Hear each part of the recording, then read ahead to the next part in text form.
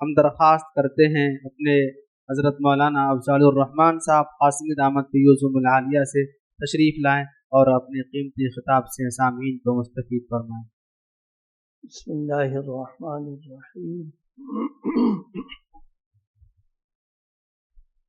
الحمد للہ کفا والصلاة والسلام علی سید الحبیب المصطفیٰ وعلی آلہ واصحابہ نجوم الہدى وقادة التقى۔ رب اشرح لی صدری ویسر لی امری واحلل عقدۃ من لسانی یفقہوا قولی، اما بعد۔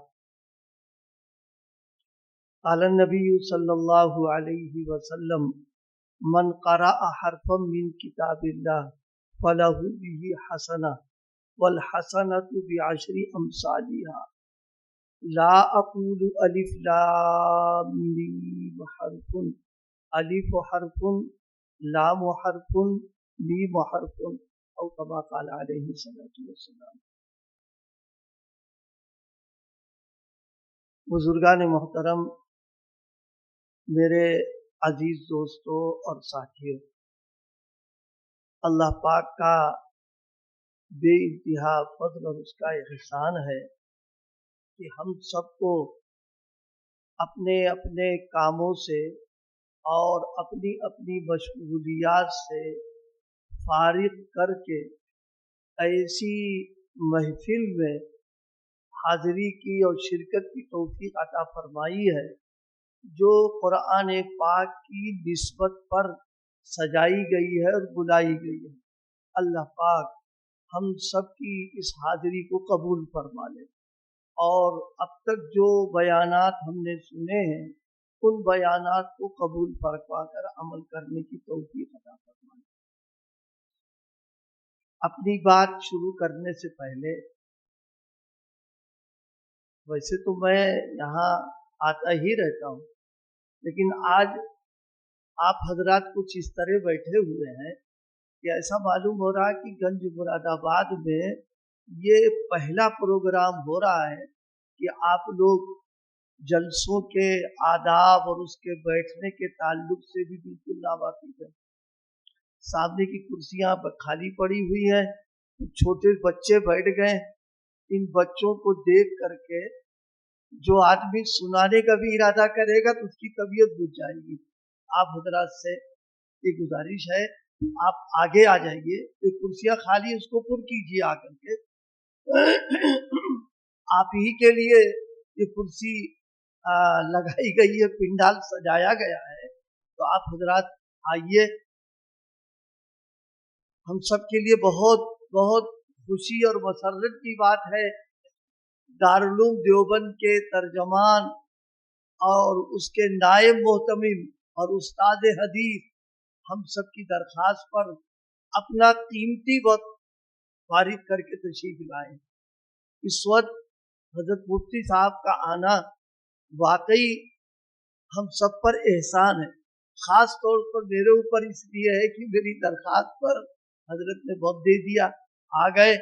اب ظاہر ہے اتنی بڑی شخصیت کے آ جانا ہی ہمارے لیے بہت ہے، تو اب ان کے لیے ہم کو تیار رہنا ہے کہ اخیر تک ان کی بات سننا ہے ہم کو انشاءاللہ۔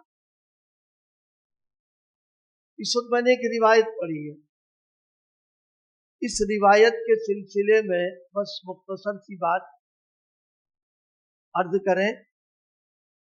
سب سے بنیادی بات یہ ہے کہ قرآن پاک اللہ کی کتاب ہے۔ قرآن پاک سے تعلق کیسا بھی ہو، یہ بہت ہی گویا بابرکت اور نورانیت، روحانیت، اللہ پاک کی رحمتوں کے نزول کا ذریعہ ہے۔ قرآن پاک کو پڑھنا یہ بھی عبادت ہے، قرآن پاک کا پڑھانا یہ بھی عبادت ہے، قرآن مجید کی تلاوت کا سننا یہ بھی عبادت ہے، تلاوت کا سنانا یہ بھی عبادت ہے، قرآن مجید کے معانی اور مطالب کا सुनना, सुनाना, समझना ये भी इबादत है, बल्कि कुरान पाक को मोहब्बत से देखना, नजर उस पर रखना, जितनी देर देखते रहेंगे अल्लाह पाक देखने का सवाब, इबादत का सवाब अता फरमाएंगे। कितनी कितनी बाबरकत और कितनी अजीम किताब है ये। हम सब लोगों के लिए खुश नसीबी और खुशकिस्मती है कि अल्लाह पाक ने हमारे बच्चों को ये नेमत नसीब फरमाई। अल्लाह पाक इस नेमत की इनको कदरदानी की तौफीक अता फरमा दे, और हम सबको अपनी औलादों को दीन की तालीम और कुरान की तालीम सबसे पहले दिलाने की फिक्र नसीब फरमा दे। अपने बच्चों को, अपनी नस्लों को, लड़कों को, लड़कियों को हमारी फिक्र ये हो, और हमारी सबसे अव्वलीन हमारी जिम्मेदारी ये है कि हम उनको दीन की तालीम दिलाएं, उनको कुरान की तालीम दिलाएं, हम उनकी तरबियत दीनी करें, उनका जहन, उनका मिजाज दीनी बनाएं। ये औलाद का हमारे ऊपर हक है, और उसी हक का ताल्लुक ये है कि उनकी तालीम की इब्तिदा अव्वलन दीनी हो, कुरानी हो। हम उनको कुरान पाक पढ़ा दें। जब बच्चे की इब्तिदाई तालीम और तरबियत दीनी होगी, उनका जहन दीनी बन जाएगा, तो बुनियाद मजबूत हो जाने के बाद में अब फिर इमारत की तामीर होती रहेगी जब बुनियाद मजबूत हो गई है। इसलिए हम सब लोगों को खास तौर पर आज के हालात में सबसे ज्यादा इसकी फिक्र करना है कि बेदीनी और बददीनी का जो सैलाब आ रहा है, अपने भी ईमान की हिफाजत करना और बच्चों को भी ईमान पर बाकी रहने, जिंदा रहने की फिक्र करना और इंतजाम करना, ये हमारी जिम्मेदारी है। जिस तरीके से हम अपने बच्चों को खिलाने के एतबार से, पिलाने के एतबार से, पहनाने के एतबार से, इसी तरीके से दवा, इलाज और सेहत के एतबार से हम फिक्रें करते हैं, बिल्कुल इसी अंदाज पर बच्चा जब दुनिया में आए तो आने के साथ ही हमें ये फिक्र हो जाना चाहिए कि अल्लाह पाक ने ये औलाद जो हमको अता फरमाई है, हम इसकी तरबियत और इसकी तालीम दीनी ऐसी देंगे और इतनी देंगे कि हमारे दुनिया से जाने के बाद में ये ईमान पर रह करके ज़िंदगी गुजारेंगे और मुसलमान बन करके जिएंगे। ये इनका हमारे ऊपर हक है। अल्लाह पाक हम सबको इस हुकूक के अदा करने की फ़िक्र नसीब फरमाए। तालीम कुरान, कुरान मजीद का पढ़ना पढ़ाना, मैंने जैसे अर्ज़ किया, ये हम सब का हक है। हम कुरान मजीद को पढ़ें और सही पढ़ें, तिलावत हो, सही तिलावत हो। कुरान मजीद का पढ़ना फ़र्ज़ है और सही तिलावत करना ये भी फ़र्ज़ है। यानी हमारी जो कुरान की तिलावत हो वो तजवीद के एतबार से हो, हुरूफ की अदायगी सही हो, और कम से कम दर्जे की बात यह है कि हुरूफ की अदायगी के साथ साथ हम जहाँ सांस तोड़ें, कायदे के मुताबिक हमारी सांस टूटना चाहिए, और उसके बाद जब हम पढ़ें तो सही पढ़ें। ये कुरान का हक है हमारे ऊपर। नबी पाक सल्लल्लाहु अलैहि वसल्लम ने फरमाया, मन क़रा हरफम मिन किताबिल्लाह, नबी पाक फरमा रहे कि जो आदमी कुरान पाक का एक हर्फ पढ़े, आप अंदाज़ा लगाइए कुरान कितनी बरकत वाली, फजीलत वाली चीज़ है। फरमाए एक हर्फ पढ़े, लेकिन पढ़ना मैंने जैसे अर्ज़ किया अपने हिसाब से न हो, बल्कि ये पढ़ना शरीयत और दीन के एतबार से हो। मैं थोड़ी सी वजाहत करता चलूँ। कुरान पाक में पढ़ने का जो अंदाज़ है, तिलावत का जो तरीक़ा है, ये अल्लाह पाक ने नबी पाक सल्लल्लाहु अलैहि वसल्लम को बतलाया कि कुरान की तिलावत कैसे की जाए। फिर नबी पाक सल्लल्लाहु अलैहि वसल्लम ने वो तिलावत का तरीक़ा सहाबा ने हुजूर से लिया, اور پھر صحابہ کرام سے تسلسل کے ساتھ یہ چلا آ رہا ہے۔ اس طریقے پر اگر تلاوت کریں گے تب کہا جائے گا کہ قرآن پڑھا جا رہا ہے۔ اور ایک بات یاد رکھیے، یہ قرآن کی اور عربی زبان کی خصوصیت اور امتیاز ہے، دنیا کی کوئی زبان اس کا مقابلہ نہیں کر سکتی ہے۔ وہ یہ کہ ہندی ہو، انگلش ہو، سائنس ہو، سنسکرت ہو، اور بھی زبانیں، آپ کسی سے پوچھئے کہ اے بی سی ڈی یہ جو حرف ہیں، ان حرف کے نکالنے کا طریقہ کیا ہے، ان کو کیسے ادا کیا جائے، زبان کو کہاں لگایا جائے، آواز کیسی نکل آئے، کوئی اس طریقے کو نہیں بتائے گا۔ لیکن عربی اور قرآن کی زبان یہ وہ زبان ہے کہ ایک ایک حرف کی ادائیگی کے لیے باقاعدہ طریقے پر مستقل ایک فن ہے، فن تجوید، جس کے اندر بتایا جاتا ہے کہ 29 جو حروف ہیں، ہر حرف کی ادائیگی کہاں سے کرنا ہے، کیسے کرنا ہے، زبان کو کس دانت پر لگانا ہے، تالو پر لگانا ہے، کہاں لگائیں گے اور آواز کیسی نکلے گی، یہ صرف عربی زبان کی اور قرآن کی خصوصیت ہے، کوئی اس کا مقابلہ نہیں کر سکتا ہے۔ اس لیے فرمایا قرآن کو پڑھا جائے اور تجوید کے ساتھ پڑھنا یہ حق قرآن ہے۔ اور دیکھیے قرآن مجید کو تجوید کے ساتھ اگر نہیں پڑھا جا رہا ہے، حروف کی ادائیگی صحیح نہیں ہو رہی ہے، تو یاد رکھیے چاہے ہم خوش ہو جائیں کہ قرآن ہم پڑھ رہے ہیں، حقیقت یہ ہے اللہ کے ہاں ہماری گردن ناپی جائے گی، ناپی جائے گی گردن۔ کیوں؟ اس لیے کہ اللہ پاک نے قرآن مجید کے پڑھنے کا طریقہ، تلاوت کرنے کا طریقہ حضرت نبی پاک صلی اللہ علیہ وسلم کو بتایا، اور نبی پاک صلی اللہ علیہ وسلم کا مشن اور آپ کا جو کام ہے، اس میں ایک کام یہ بھی ہے یتلو علیہم آیاتہ ویعلمہم الکتاب والحکمہ، کہ آپ الفاظ کی بھی تعلیم دے رہے ہیں، معنی کی بھی تعلیم دے رہے ہیں۔ تو گویا نبی پاک کا جب مشن ہے تو ایک امتی ہونے کی حیثیت سے ہماری اپنی ذمہ داریوں میں ہے کہ ہم قرآن مجید کی تلاوت کے لیے جو صحیح تجوید کا طریقہ ہے اس کو ہم سیکھیں اور سیکھ کر پڑھیں۔ ہم بعض لوگوں کو یہ ہوتا کہ صاحب اب بڑے ہو گئے، عمر زیادہ ہو گئی، اب قرآن کیسے صحیح ہوگا؟ نہیں، ہم فکر کریں، کوشش کریں، کامیابی اللہ عطا فرمائے گا، وہ یہ چیز ہم کو عطا فرمائے گا۔ اس لیے فرمایا من قرأ حرفا من کتاب اللہ، جو آدمی قرآن مجید کا ایک حرف پڑھے، نبی پاک صلی اللہ علیہ وسلم نے فرمایا اس کو ایک نیکی، تلاوت کرنا ایک حرف کا ایک نیکی ہے، اور جب یہ ایک نیکی ہو گئی تو اللہ ہر نیکی کا ثواب 10 گنا دیا کرتا ہے، لہذا ایک حرف کی تلاوت پر 10 نیکیاں ہم کو ملیں گی۔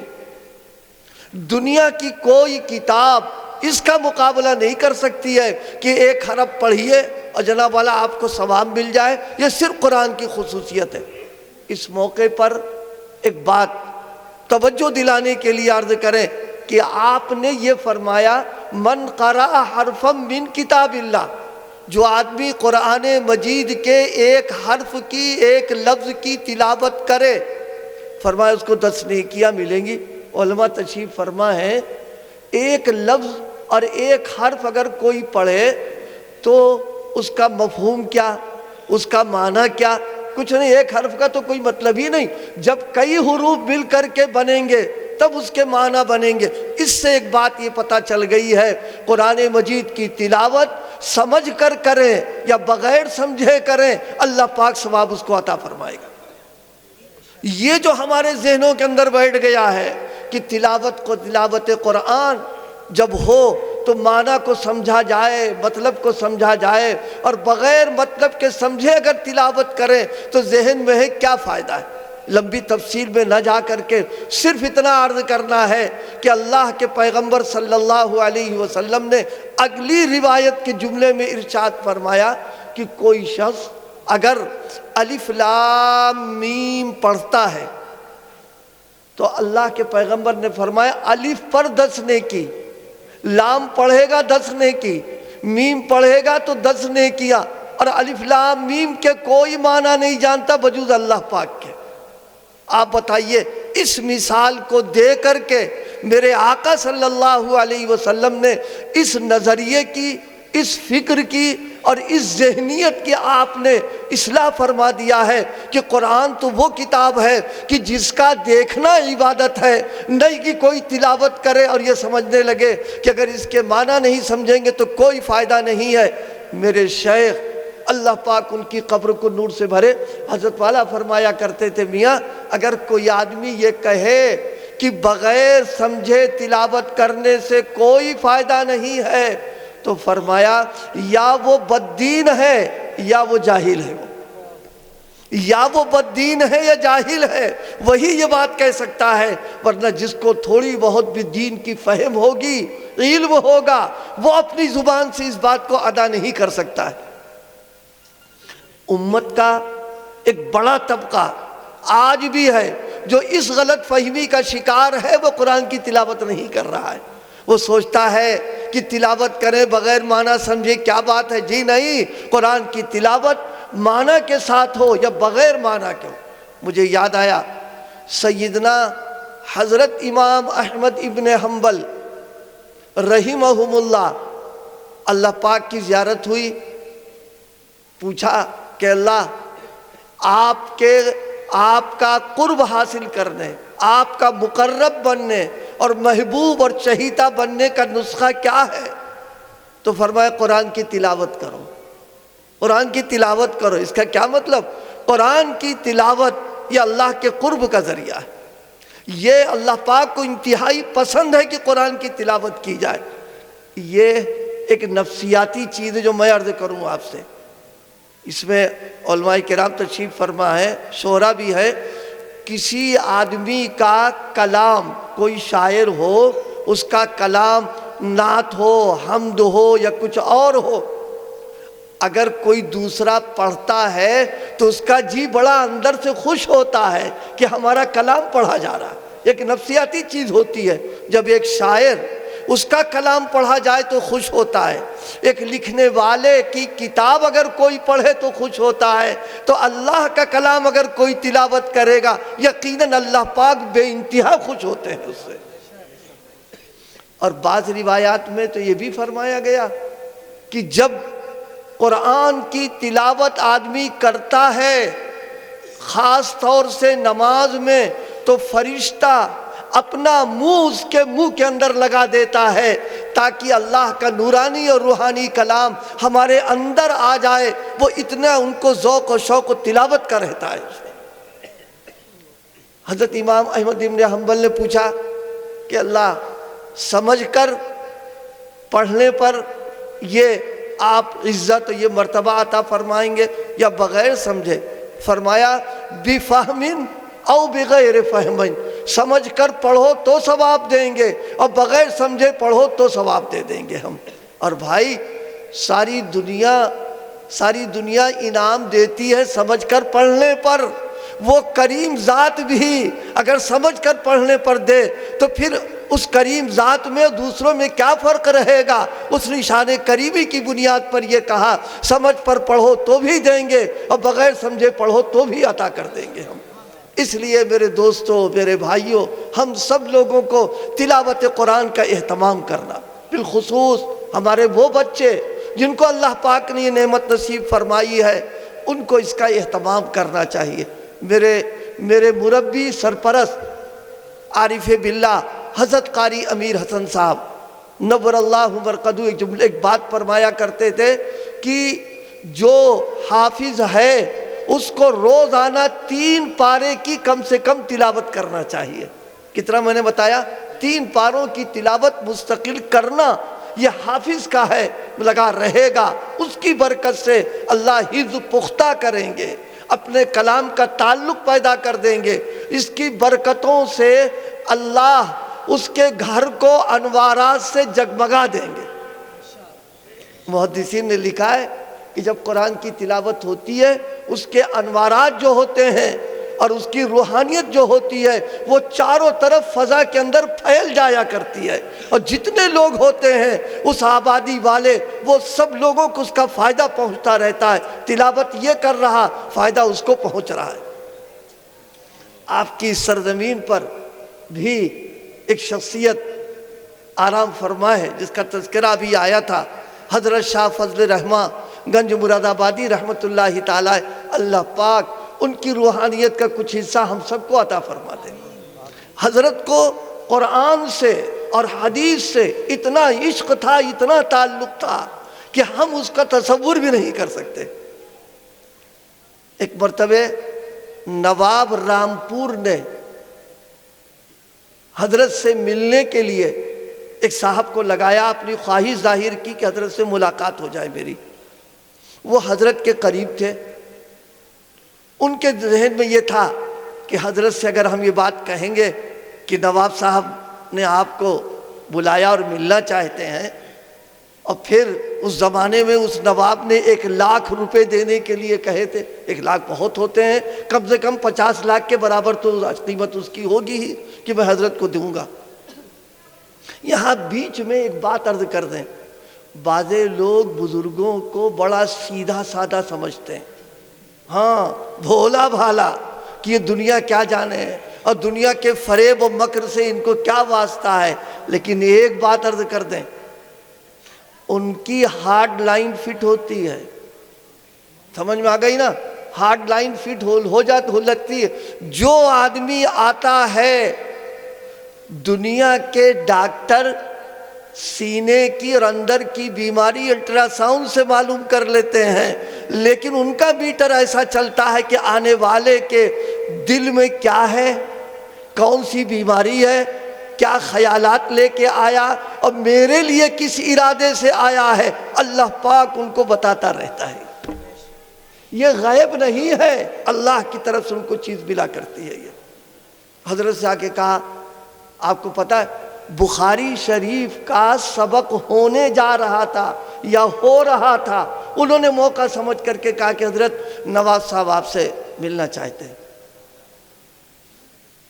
اور حضرت کو 1,00,000 روپے، لوگ سمجھتے ہیں نا منہ میں پانی ان کے بھی آ جائے گا، لہذا تیار ہو جائیں گے سن کر کے۔ یہ حضرت نے فرمایا میاں 1,00,000 روپے پر خاک ڈالو اور یہ بخاری کا سبق ہو رہا ہے، اس کو سنو تم۔ اور دوسری بات فرمائی جو میں عرض کرنا چاہتا ہوں، لوگ سمجھتے ہیں بزرگ بڑے سیدھے ہوتے ہیں، ایسا نہیں ہے، وہ خاموش رہتے ہیں، اللہ ان کو تحمل دیتا ہے، اللہ پاک ان کو برداشت اتنی دیتا ہے کہ سب ہضم کر جاتے ہیں۔ اگلا سمجھتا ہے یار بڑے سیدھے سادے، انہیں کچھ پتہ ہوتا تو ہے نہیں۔ حضرت نے ایک جملہ فرما دیا، فرمایا ملنا وہ چاہتے اور ہم جائیں وہاں، نہیں سمجھے؟ ملنا وہ یعنی حضرت کے منہ میں پانی وانی کچھ نہیں آیا کہ اگر ان کو غرض ہے تو وہ آئیں، اگر بیمار ہے تو ڈاکٹر کے پاس وہ آئے، ڈاکٹر وہاں کیا کرنے جائے گا؟ فرمایا ان کو ملنا ہے میں وہاں ملنے جاؤں، پر کوئی تذکرہ نہیں فرمایا۔ یہ اللہ پاک نے قرآن کی، حدیث کی وہ عشق اور وہ تعلق ان کو نصیب فرمایا تھا۔ گنج مراد آباد والوں، حضرت تو چلے گئے، ان کی تعلیمات تو موجود ہیں، کم سے کم اس کو پڑھا کرو، اس کو سنا کرو، اس پر عمل کیا کرو کہ یہ لوگ اللہ پاک ان کو ایک ایسا مقام نصیب فرمایا۔ ایک موقع پر ارشاد فرمایا، اللہ اگر ہم کو جنت میں لے جائے گا، سبحان اللہ، حضرت فرما رہے اگر جنت پہ، اور یہاں بغیر کیے دھرے ہم تیار ہیں جنت پہ جانے کے لیے۔ ہاں ہم معلوم ہوتا ہے جیسے اللہ میاں سے بالکل پٹا کرا لیا ہے کہ اب جو چاہیں کریں، جنت میں بھیج دینا۔ اور وہاں سب کچھ کرنے کے بعد حال یہ ہے کہ حضرت کہہ رہے ہیں اگر اللہ ہم کو جنت پہ لے جائے گا، اللہ پاک ہم سب کو ان کی جوتیوں کی برکت سے اور سنتوں پر عمل کرنے کی برکت سے اللہ ہم سب کا داخلہ وہاں کرا دے۔ فرمایا کہ جب جنت میں جائیں گے اور حوریں میرے پاس آئیں گی تو میں یہ کہوں گا دیکھو میرا تم سے کوئی کام نہیں ہے، صرف ایک کام ہے، یا قرآن میرا سنو یا اپنا سناؤ، اگر یہ کام کرنا ہے تو بیٹھو ورنہ جاؤ۔ تو یہ ہے قرآن کا تعلق، یہ ہے حدیث کا عشق، یہ ہے سنتوں کے تعلق۔ اللہ پاک کچھ حصہ ہم کو بھی نصیب فرمائے۔ تو میں نے جو روایت پڑھی تھی اس پہ حضور اکرم صلی اللہ علیہ وسلم نے فرمایا قرآن کا ایک حرف پڑھنا یہ بھی ایک نیکی ہے۔ کم سے کم اتنا تو ہو ہی جائے کہ کوئی گھر ایسا نہ ہو کہ وہاں تلاوت نہ ہو۔ تلاوت کا اہتمام ہم سب لوگوں کو کرنا چاہیے اور وقت نکال کر کرنا چاہیے۔ تلاوت کرنا وقت نکال کر کرنا یہ قرآن کا حق ہے۔ اگر اس میں کوتاہی کی ہم نے تو یہ قرآن قیامت کے دن ہمارے خلاف اللہ کیا حجت بن جائے گا۔ اللہ پاک ہم سب کو اس دن کی رسوائی سے بچا کر کے قرآن مجید کے تعلق اور تلاوت کی توفیق عطا فرما دے گا۔ یہ میں نے مختصر سی چند باتیں عرض کر دیں۔ اللہ پاک میری گزارشات کو قبول فرما لے، عمل کرنے کی توفیق عطا فرمائے۔ وآخر دعوانا الحمدللہ۔